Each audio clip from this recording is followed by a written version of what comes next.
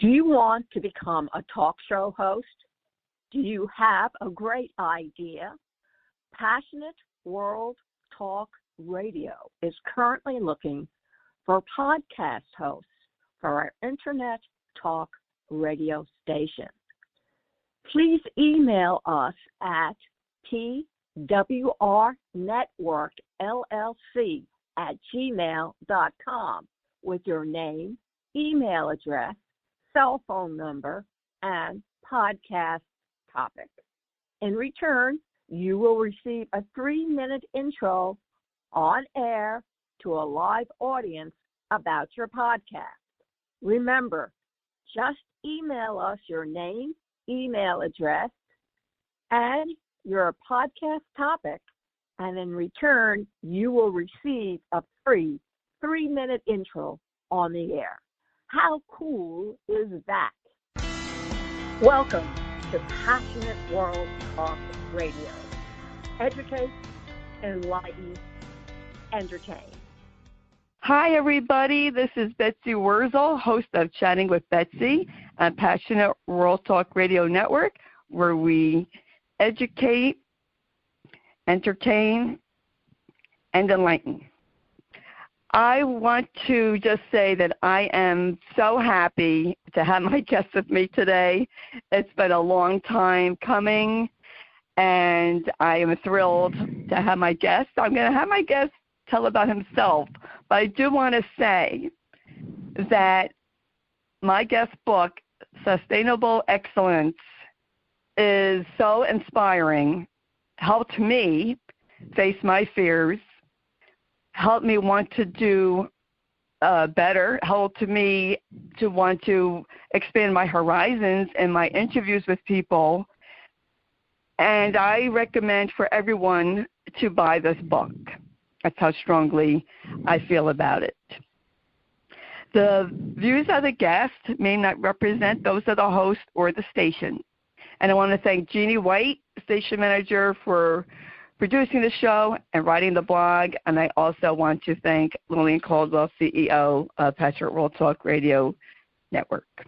I want to welcome Terry Tucker to Chatting with Betsy. Hi, Terry. Thank you, Betsy. Hi, Betsy. Thanks for having me on. I'm excited to talk with you today. Thank you. I'm so excited to be talking to you also, Terry. Can you please tell us about yourself, because you have a very impressive background, and I don't want to mess it up. No, not at all. I appreciate that. So I was born and raised in Chicago, and I'm the oldest of 3 boys.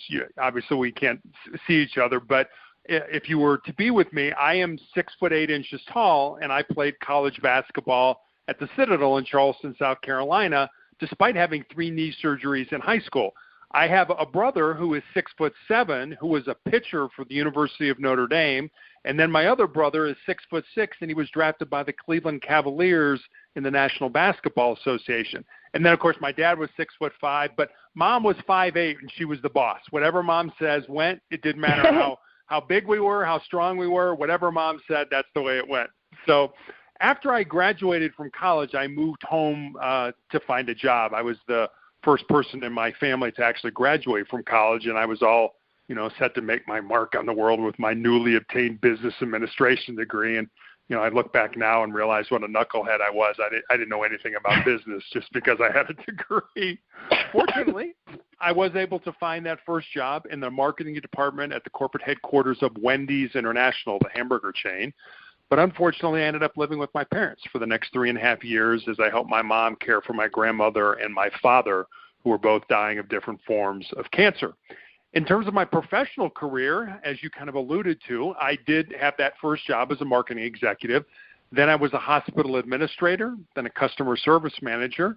Then I became a police officer, and during that time I was an undercover narcotics investigator, and I was a SWAT team hostage negotiator.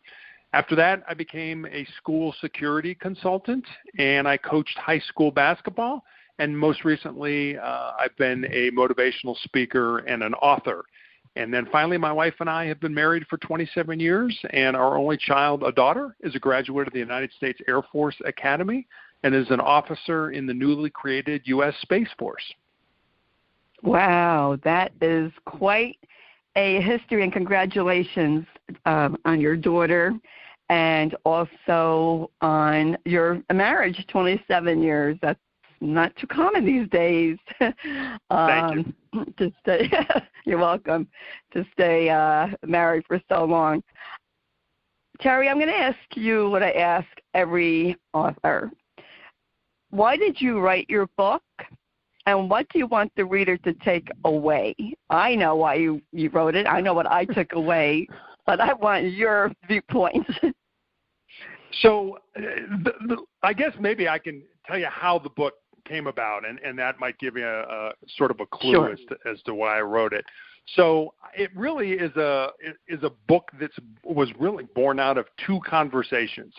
The first was with a former basketball player who she and her boyfriend had moved to Colorado, where my wife and I live, and we had dinner with him. And I said to her one day, I said, I'm excited that you're living so close, and I can kind of watch you find and live your purpose. And she got real quiet for a while, and she said, Coach, what do you think my purpose is? And I said, I don't know what your purpose is. That's what your life should be about. Your life should be about finding that purpose and living it. So that was one conversation.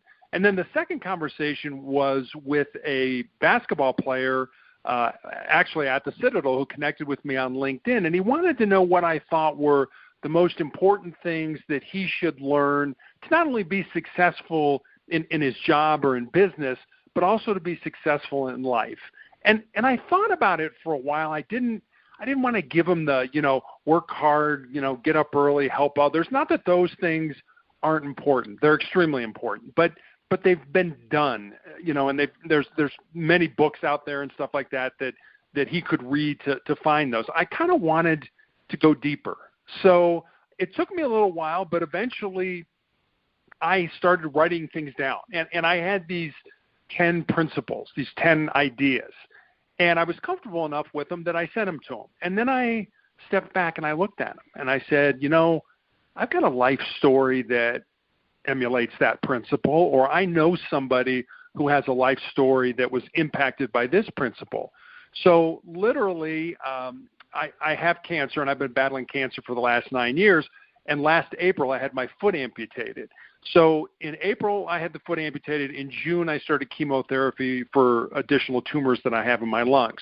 So between April and June, I wrote the book. And literally what I did is I sat down with these principles, and I built the stories underneath them. I had a story about this, or I knew somebody who had a story about that. And then all of a sudden, I had a book. But then it was like, do I have a book? Is anybody want to read this? Is this total garbage, or is this something that could actually help people? So I gave it to a couple friends, and I said, would you please read this and be honest with me? And to a person, they said, you need to publish this. So that's kind of how the book came about. And really my purpose was to help people. And I remember when it came out, I was all excited. And I was like, I got to sell books. I got to sell books. I got to sell books. And I had a best-selling author in the United Kingdom who's a business author said to me, no, Terry, he said, you're approaching this the wrong way. He said, your job is not to sell books. Your job is to help people. If you help people, the books will sell themselves. And I was so glad he said that to me, because I didn't write the book to make money. I didn't write the book to get famous. I wrote the book to help people. And if it sells, it sells. If it doesn't, it doesn't. That's kind of how the book came about. I love that. And, yeah. I love what your friend said, the publisher, because when I have authors on, I tell them, I can't guarantee the sale of your books, but I can't guarantee that you will be heard. And it's beautiful inspiration that you're battling cancer and you wrote this book to help others while you yourself had your own trials and tribulations going on. That just speaks volumes of you, Terry, as what a wonderful human being you are. And you are an inspiration. And I was helped by your book. And well, thank you. I just, I have to say, can I read something from your book to the audience? Sure. Page 77. I just love this. By standing up to our fears and insecurities, we dare to attempt new things and potentially live our uncommon and extraordinary life. This page, I'm not going to read the whole page, really hit me over the head in a good way. And it gave me that spark, that incentive to say, you know what? Why don't I expand who I interview? So what if I'm afraid? I'm going to do it anyway. And I wouldn't know if I could do it unless you do something, right? Right. And I just really like that. You know what, Terry, maybe you could talk about, and I think you probably talked about this in your book, when people think when they try something they fail, and then they feel like failures. But my interpretation, I want to hear yours, is if you don't try, that's failing. It's when you don't try. But if you do what you set out to do, okay, you made mistakes, you learn from it. Successful people learn from it and go forward. I'd like to hear your opinion on that. I totally agree with that. I dedicated an entire chapter in the book to failing and the importance of failing, especially when you're young. And I mean, I don't want your audience to get me wrong. I'm not suggesting that we go out and fail. I don't think anybody starts out an endeavor or a new company or, wanting to increase their podcast audience or the guests that they interview. I don't think they start that and say, gee, I'm going to do this because I know I'm going to fail.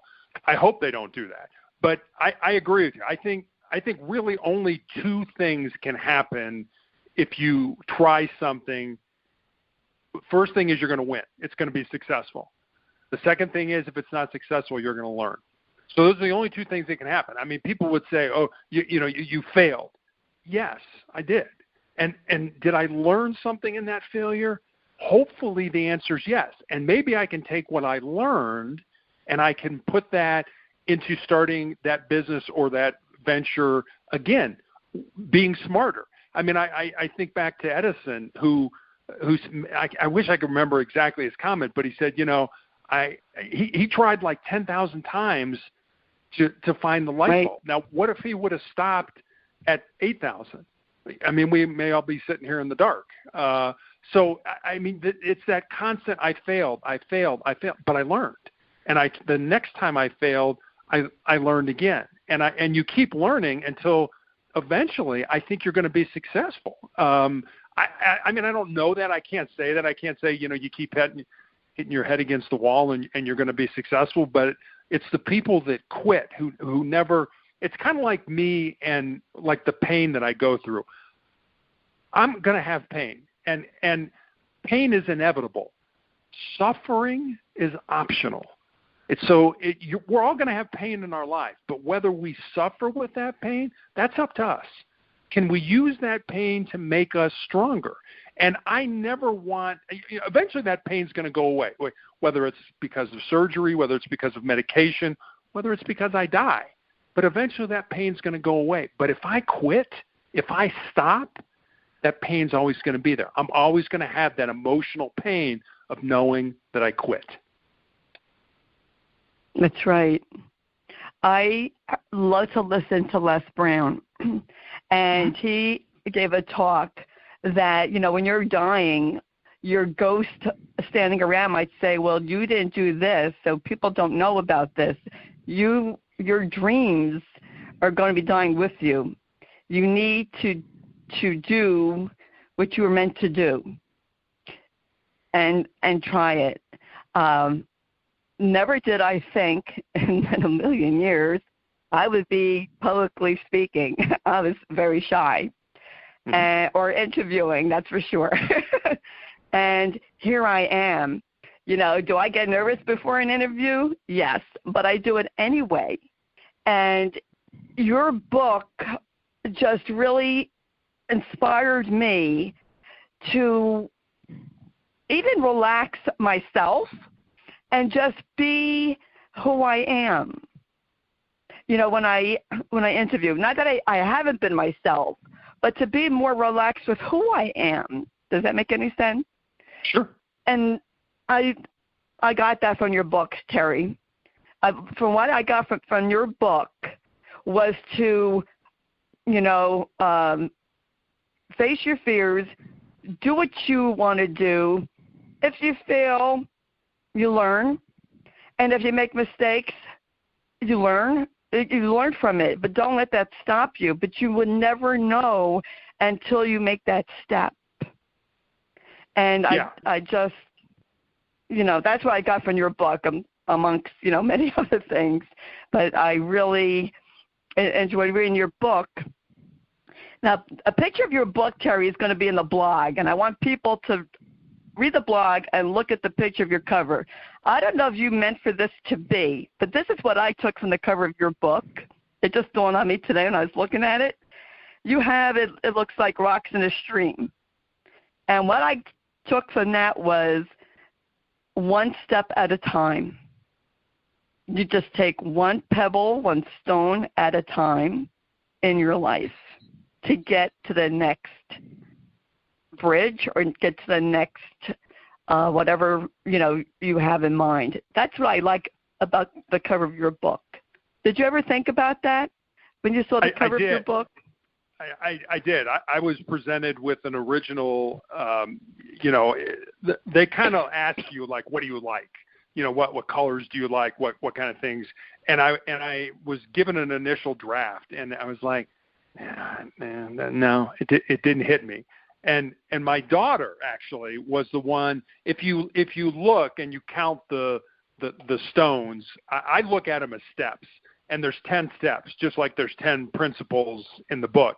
And she's the one who said, why don't you have a path, something that, would indicate to the person reading it that there's a progression here, that you're moving from one area to another area to another area. And as you keep moving, what you're doing is you're moving yourself forward. You're moving yourself forward in your life. And I thought, that's a great idea. So I went back to her. I said, what about some kind of a path? And that's what they came up with these 10 stones. And it's a very simple concept, but I think, as you said, if you look at the cover and you look at the book, there's a purpose. There's a reason that there's 10 stones and there's 10 principles in that. So, yeah, I wanted it to be, there was a conscious decision to make it that way. Oh, okay. That's so I'm right on topic. You are right on topic, absolutely. But you know what? You're the first person who's ever looked at that and said, "Hey, this, there are steps here. There's a progression." And you're the first person who, and it's been out since October of last year. You're the first person who's ever really kind of, I think, caught on to that. Oh, well, thank you. That shows I'm more in the ball than I think. You're astute. That's right. You're very observant. That's my nurse's training. I was just, it just, as much as I looked at the front cover, it just dawned on me this morning as I'm looking at it again. I'm thinking, I wonder if Terry knows that, it resembles, a path. And, I take it as taking one, a step at a time. And, what people have to realize, Terry, and I know you know this, is that, life is a work in progress. We're always going to be progressing. We're always going to be evolving. We should be anyway, to be the better person that we were meant to be all along. And I love in your book that you have faith and that you say that, God helped you write this book, and you claim your faith to help you through your cancer, and I just want to thank you for that. Well, thank you. Faith has always been very important to me. My parents made sure that we were all raised, one with love, and I think that's kind of the whole essence of God.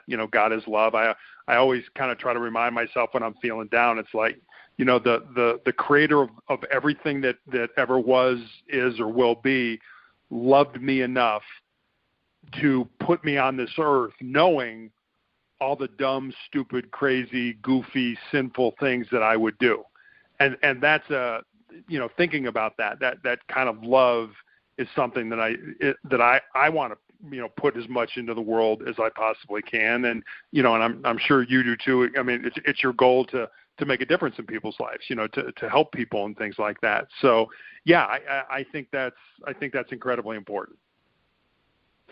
What I really admire you for, Terry, is that in your fighting your cancer, okay, you wrote this book, but you're not defeated by your cancer. Yes, you have tough days, and yes, you were, very sick, and yet you keep your sight on your goal that you wrote this book, and you're going out speaking on people's podcasts and different formats, and to help people and inspire people.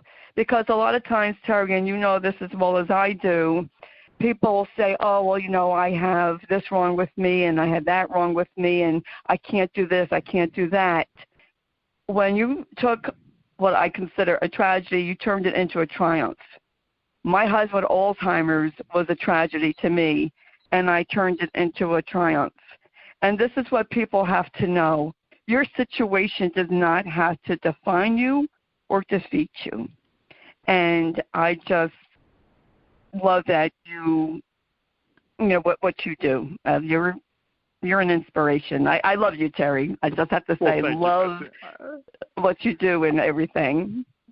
It's funny you say that, because I had a nurse who asked me one time, in 2018, I had my foot amputated, and then last year, as I mentioned, I had my leg amputated. And I had a nurse ask me, she's like, how did you, how were you able to wrap your head around that? I mean, you had your foot amputated, and I said, I am more than the sum of my parts. I mean, you can cut everything away, but you can't touch my mind. You can't touch my heart. You can't touch my character. There's so many things that you can't touch that make up who I really am. I mean, we entomb our physical body, but that's not who we are.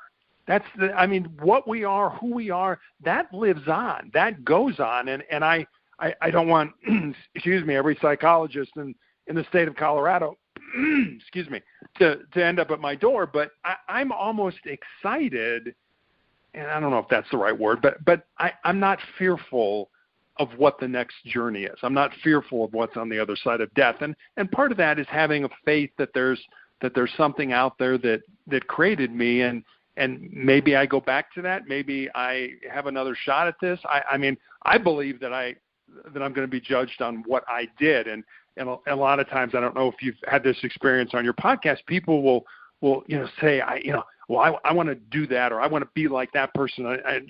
And what if I don't do this because this person? And I always tell people, you're not going to be judged on what your neighbor did, or on, what your coworker did, or what the other person at school did. You're going to be judged on what you did, and what you did alone. So stop worrying about what all these other people think of you and say about you. It's not important.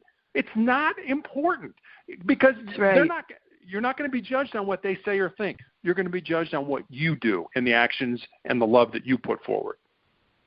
Absolutely. I agree 100%, Terry. I used to worry about, what people thought, if they like the show, or they like me or don't like me. And I'm like, you know what?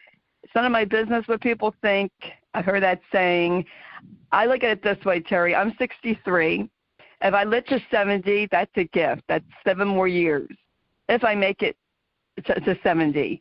Life's too short to worry about insignificant things. And as you know, Terry, there's nothing like a terminal illness that will set your priorities straight real quick of what's important and what isn't important. That's for sure. Yeah. And yeah, you're totally right. And I always tell people that, at the end of your life, especially, I always tell young people that if you have a passion for something, whatever it is, and it's in your heart and it's driving you, and our minds are designed to to seek pleasure and to avoid pain. So we try to, our minds will tell us, hey, well, let's just take skydiving. I want to go skydiving. Your brain will start, well, the plane may crash, or your parachute may not. Your brain will come up with a million reasons why you shouldn't do it. But I always tell young people, especially, and I'm starting to think maybe it should just be everybody in general that I tell this to, that it doesn't matter, your brain's going to put all these obstacles into it. But if you have a passion for something, go ahead and do it. Because when you get to the end of your life, the things that you're going to regret are not going to be the things that you did. They're going to be the things that you didn't do, that you were too scared to do. And I have another chapter in the book that I talk about how most people think with their fears and their insecurities instead of using their minds. And I know I've done that. I've not done something because it scared me, well, what if I fail, or what if yeah, I've done that. But you know what? In the end, and I'm coming to the end of my life. People are going to be looking at me and saying, he did this. Who cares what they say? Who cares all that matters is, did I find my purpose in life, and did I live that purpose? Because if I did, and I have, I'm going to go to my grave with a very calm and very peaceful heart. I'm not going to be looking for, I want another day, or I want another month, or I want another year. It's okay to die. And I want people to understand that. Yes. Absolutely, Terry. And I've heard that before. People more so regret the things that they haven't done than that they did do. I mean, some people do regret what they've done if it was, wrong, or they hurt somebody. But, to try something and it didn't work out, so what? And I really feel that, you're right. Life is way too short. My husband was 66. My brother just died in January. He was 67. Each day is a gift. Each day is a blessing, and that's how we have to look at it. And you're right. It's not just a mindset. I used to think it was a mindset. Now I think, Terry, after talking to you, it's a mind and a heart set, living our life. Yeah, it is. It is. And that's, when I talked about, one of the reasons that I wrote the book was the conversation I had with my former player about, her wanting to know what her purpose was in life. And I told her, I said, the thing you got to remember is there are people, and we know these people, there are people who know they're going to be a doctor or a lawyer, or they're going to take over the family business, or whatever they're going to do. They know that. But most of us don't. Most of us, kind of have to search around and figure out why God put us on this earth. But I told her the story of Colonel Sanders of Kentucky Fried Chicken, who didn't start Kentucky Fried Chicken until after he retired. He was in his 60s when he started that. Now, I don't know if that was his purpose in life, but if it was, the point I wanted to make to her was, you just got to keep moving forward. You just got to keep exploring. And there are so many people, and you know them and I know them, that just stop. They get fed up, and they give up, and they just do. I call them dead, because they do the same thing every day. They get up, they brush their teeth, they eat breakfast, they go to work, they come home, they watch TV, they go to bed, and they do that every single day. If you're not growing, if you're not moving towards your purpose in life, then you're dead. Then you're dying. You're either growing or you're dying. There's no in between. So I always tell people, if you haven't found it, keep looking. And people are like, well, what if I don't have enough time? I promise you, if God put you on this earth to do something, he will give you the time to find that and do it. He's not going to cut you off because, I ran out of time. The only way you're going to run out of time is if you quit. That's right. That's very powerful and very true. It's kind of funny. When I was a little girl, I wanted to be a nurse, which I became a licensed practical nurse. But when I was younger, I would read about Florence Nightingale and all the famous nurses, and I wanted to be like that. Well, that didn't happen. And I always wonder, what my gifts were, what they are, and, my purpose. And it took Matt's journey into Alzheimer's to find my purpose, to find my true purpose and passion. And that's to help people and to provide resources for people. And, Terry, you're a wonderful guest and a wonderful resource for people to learn from, to be inspired by. And this is part of what Chatting with Betsy is about, is to inform people that, you can live a better life. There are resources. There's, help out there. And you could always improve yourself. And I just, it sounds kind of strange, but now I can thank God for Matt's journey into Alzheimer's. I can. I'm very grateful that it made me a better person. And, you're right. Your cancer doesn't define Terry Tucker. It's who you are. It's who your soul is that defines right. Terry Tucker. And I just wish you the best. And I want to thank you for coming on Chatting with Betsy. Is there anything else you'd like to tell the audience, Terry? And please tell us where we can buy your book, get in touch with you, your media, sure. and I'll tell you that, and then I'll end with what I consider are my 4 truths.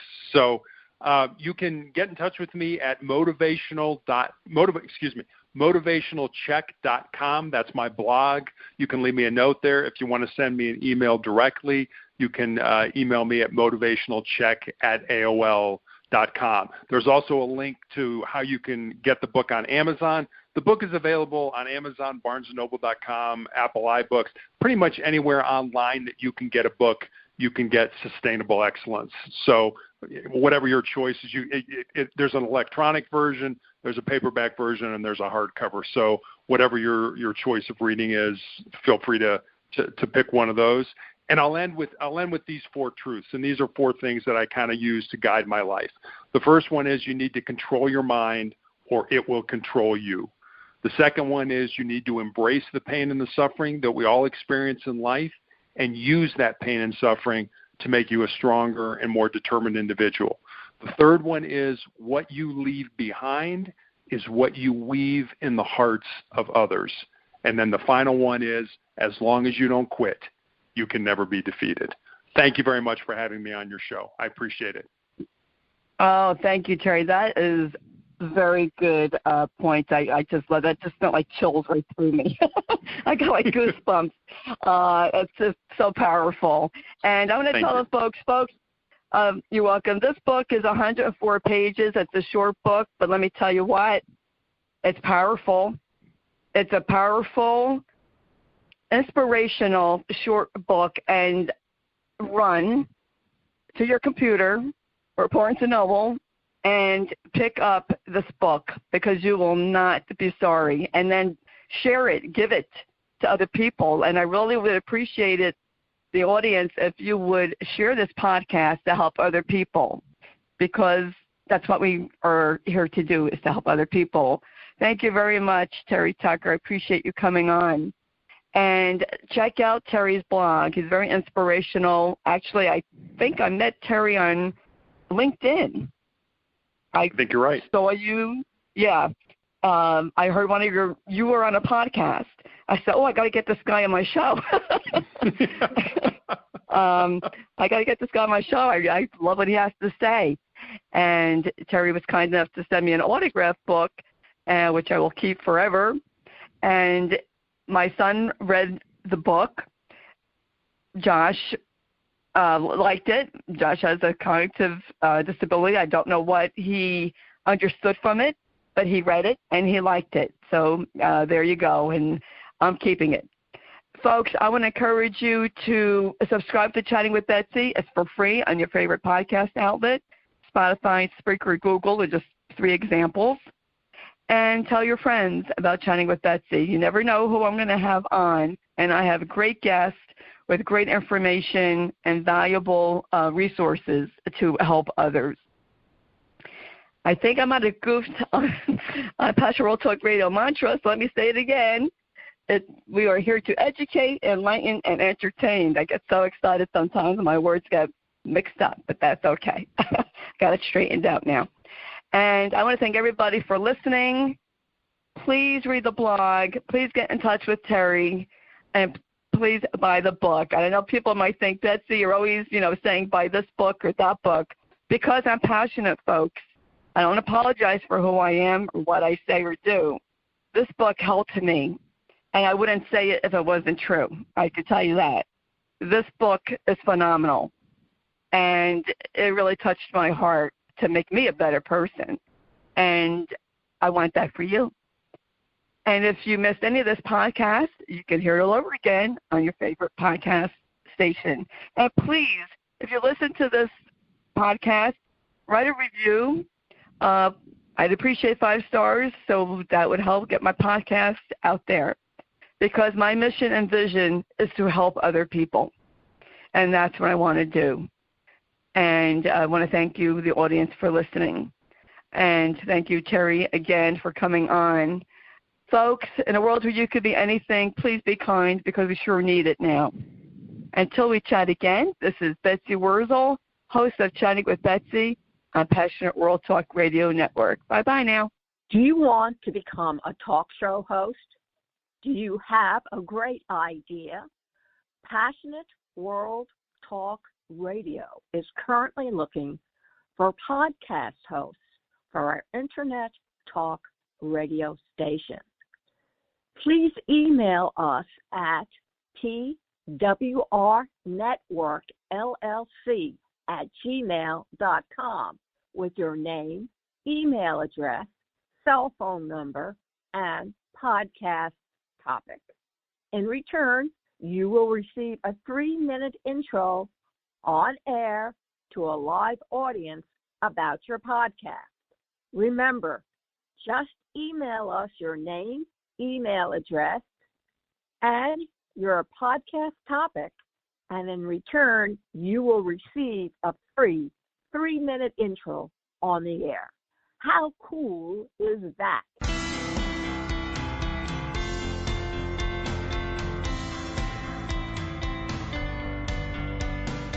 Thank you for listening to Passionate World Talk Radio. You can listen to this program all over again by going over to https://passionateworldtalkradio.com. You can also hear it on Spotify, Spreaker, Amazon Alexa, AMFM247.com every Tuesday evening between 8 and 9 p.m. YouTube, Facebook, Facebook Live, LinkedIn, and all the other podcast directories one can find on the Internet.